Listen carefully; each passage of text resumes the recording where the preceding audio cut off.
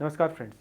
आज मैं सीआईसी या क्लीन इंटरमिटेंट कैथेटराइजेशन के बारे में बात करूंगा कि ये क्या होता है और किस कंडीशन में किया जाता है और क्या सही तरीका है इसका करने का और क्या क्या कॉम्प्लिकेशंस हो सकते हैं। तो जिनके भी फैमिली में या फ्रेंड्स में सर्कल में जिनको भी न्यूरोजेनिक ब्लैडर हुआ है या जिनका ब्लैडर काम नहीं कर रहा है, कई बार डॉक्टर सीआईसी करने का सलाह देते हैं। सीआईसी में अपने हाथ से खुद से नली डालकर पेशाब खाली करना होता है। और इससे पहले कि मैं बताऊं कि किस कंडीशन में करते हैं, तो पहले मैं आपको बताऊंगा कि नॉर्मली जो हमारा वार्डिंग होती है, मतलब जो पेशाब हम करते हैं वो कैसे होता है। तो सबसे पहले अगर हम इस डायग्राम पे फोकस करें तो यह नॉर्मल ब्लैडर है। ये मैं एक पुरुष का ब्लैडर दिखा रहा हूँ और ये पेशाब का रास्ता है। एंड ये प्रोस्टेट ग्लैंड है जो ब्लैडर नेक के से चालू होता है और ये पेशाब के रास्ते के चारों तरफ होता है। और ये फिर लिंग में पेशाब का रास्ता नीचे ऐसे आता है। प्रोस्टेट के नीचे यहाँ पे पेशाब का कंट्रोल होता है जिसको कि हम स्फिंक्टर बोलते हैं। नॉर्मल तौर पर स्फिंक्टर बंद रहता है और पेशाब लीकेज नहीं होता है। नॉर्मल तौर पर क्या होता है, जब आप पानी पीते हो तो धीरे धीरे पेशाब इसमें भरता रहता है और ये पेशाब के थैली की सेंसेशन जब ये 300-400 ml भर जाता है तो ब्रेन में जाता है। और जब ब्रेन इस चीज़ को रिकोगनाइज़ करता है कि जब हमारी पेशाब की थैली भर गई है या बहुत तेज़ पेशाब रखना है, तो ब्रेन जो है स्पाइनल कॉर्ड को, दिस इज स्पाइनल कॉर्ड, इसको सिग्नल भेजता है कि पेशाब को रिलीज करो। और जब ये सिग्नल्स स्पाइनल कॉर्ड पे पहुंचते हैं तो ये spinal cord in return bladder में और स्फिंक्टर में सिग्नल भेजता है। ब्लैडर में ये सिग्नल भेजता है कि आप पेशाब की थैली को संकुचित करो ताकि पेशाब की थैली का प्रेशर बढ़े। और स्फिंक्टर को यह सिग्नल देखता है कि आपकी टाइटनेस है उसको कम करो। तो एक कोऑर्डिनेटेड मूवमेंट होता है जिसमें पेशाब की थैली संकुचित होती है और स्फिंक्टर रिलैक्स होता है और पेशेंट पेशाब करने जाता है। जब भी ये कोऑर्डिनेशन गड़बड़ाता है तो पेशाब की तकलीफ चालू होने लगती है। जब भी स्पाइनल कॉर्ड ट्रॉमा के पेशेंट आते हैं जिसमें स्पाइनल कॉर्ड ट्रांजेक्शन हो गया है या ऐसा इन्फेक्शन जैसे ट्रांसवर्स माइलाइटिस के केसेस जिसमें ये खराब हो जाता है, तो ये कंट्रोल इसका चला जाता है। जब ये कंट्रोल इसका चला जाएगा तो ये पेशाब की थैली अपना इंडिपेंडेंट अपना अलग फंक्शन करेगी और स्फिंक्टर अपना अलग फंक्शन रहेगा। मतलब जो कोऑर्डिनेशन रहता है ब्लैडर और स्फिंक्टर का, मतलब जब ब्लैडर संकुचित होगा और तब स्फिंक्टर का रिलैक्स करना, वो खत्म हो जाता है। तो ऐसी स्थिति में क्या होता है, जब ब्लैडर कॉन्ट्रैक्ट करता है तो स्फिंक्टर रिलैक्स नहीं होता, तो पेशाब होता नहीं, तो पेशाब रुकता है, बंद होता है। और ऐसी स्थिति में देखा गया जो भी स्पाइनल कॉर्ड ट्रॉमा वाले पेशेंट है वो पेशाब नहीं कर पाते। जब यह स्पाइनल कॉर्ड ट्रॉमा होता है तो दोबारा रिकवर करना या दोबारा इसको ठीक होना बहुत बार मुश्किल होता है या कई बार नहीं भी होता है। ऐसी स्थिति में दो ऑप्शन रह जाते हैं हमारे पास। या तो नली हमेशा डाल के रखा जाए, पेशाब की नली, क्योंकि पेशाब तो हो नहीं रहा है। या तो दूसरा ऑप्शन होता है सीआईसी की, जिसके हम आज बात कर रहे हैं। सीआईसी में जो पहला सी का मतलब होता है क्लीन, दूसरा होता है इंटरमिटेंट, तीसरा मतलब होता है कैथेटराइजेशन। क्लीन मतलब साफ तरीके से, इंटरमिटेंट मतलब बार बार, कैथेटराइजेशन मतलब नली डालना। क्लीन मतलब जब भी अपन सीआईसी करते हैं साफ सुथरा अपन इसको रखना होता है ताकि इन्फेक्शन कम से कम हो। इंटरमिटेंट मतलब हर 4 से 5 घंटे में नली डाल के पेशाब की थैली खाली करनी होती है। जैसे हर 3-4 घंटे में नॉर्मली आप पेशाब करने जाते हैं, वैसे नली डाल के पेशाब की थैली खाली की जाती है।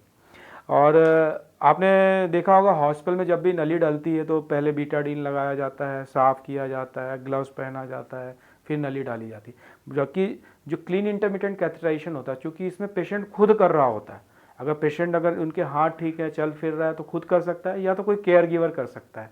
तो ऐसी स्थिति में ये सारी चीज़ें एडवाइज नहीं की जाती। यह बताया जाता है कि आपके हाथ साफ़ होने चाहिए, जो लिंग का रास्ता या पेशाब का रास्ता साफ़ होना चाहिए और साफ तरीके से कैथेटर डालना चाहिए। तो जो इसकी सही टेक्निक है उसके बारे में बात करूँगा। जब भी सीआईसी किया जाता है, सीआईसी करने के पहले आपको अपनी स्लीव या शर्ट ऊपर तक मोड़नी होती है और हैंड वॉश अच्छे से करना होता है। हैंड वॉश करने, नॉर्मल सोप से हैंड वॉश कर लें। नॉर्मल सोप को हैंड वॉश करने के बाद आपको जो लिंग का एरिया या पेशाब का रास्ता भी माइल्ड सोप से या हल्के सोप से वॉश करना चाहिए। अगर वहाँ पे प्यूबिक हेयर्स हैं तो उनको पहले से ही क्लिप करके रखें। वॉश करने के बाद आपको जो नली रहती है, जो हम K90 कैथेटर या नीलेटन्स कैथेटर, कोई भी कैथेटर जो रहते हैं लुब्रिकेटेड या हाइड्रोफिलिक कैथेटर यूज कर सकते हैं, वो रैपर से निकाला जाता है।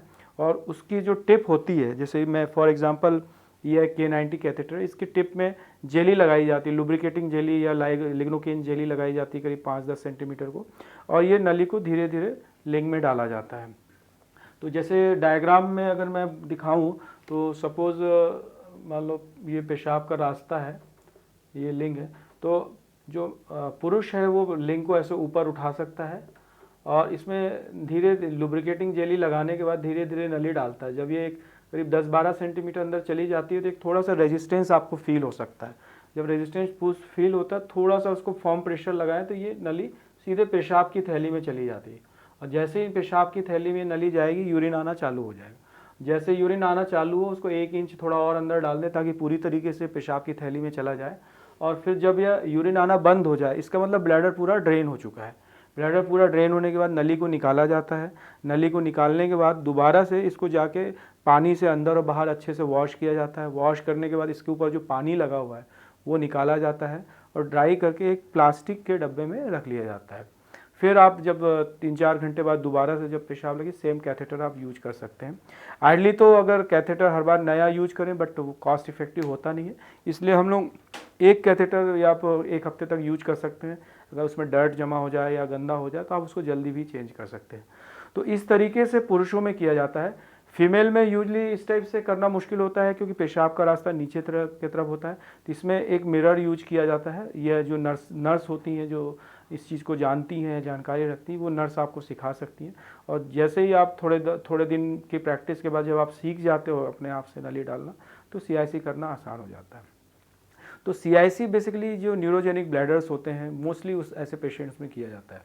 इसके कुछ कॉम्प्लिकेशंस भी हैं, जैसे इन्फेक्शन हो सकता है और इन्फेक्शन होने पे बुखार भी आ सकता है। बट इसमें दूसरा ऑप्शन ये होता है कि आप नली लंबे समय के लिए डाल के रखो, बट अगर लॉन्ग टर्म अगर नली डाल के रखते हो तो उससे और भी ज़्यादा कॉम्प्लिकेशन के चांसेस होते हैं। उससे इन्फेक्शन होना, ब्लैडर में स्टोन बनना, किडनी इन्फेक्शन होना, इन सब के चांसेस ज़्यादा होते हैं। और दूसरा ब्लैडर जो रहती है, पेशाब की थैली की इलास्टिसिटी भी ख़त्म हो जाती है और जब CIC करते हो तो एक ब्लैडर नेचुरल मैकेनिज्म को फॉलो करता है। मतलब ब्लैडर फुल होता है, खाली होता है, फुल होता है, खाली होता है, तो मतलब ब्लैडर की इलास्टिसिटी मेंटेन रहती है। तो CIC हमेशा एक बेहतर विकल्प होता है एज़ कम्पेयर टू कि आप लगातार नली डाल के रखें। तो CIC के बारे में जानना और समझना बहुत ज़रूरी है और यह बहुत ज़रूरी है कि आप उसको सही तरीके से करें और सही तरीके से उसका जो कैथेटर है उसकी क्लीनिंग करें, तो इससे इन्फेक्शन के चांसेस कम हो सकते हैं। मैं समझता हूँ इससे CIC के बारे में एक बेसिक जानकारी आपको मिली होगी। धन्यवाद।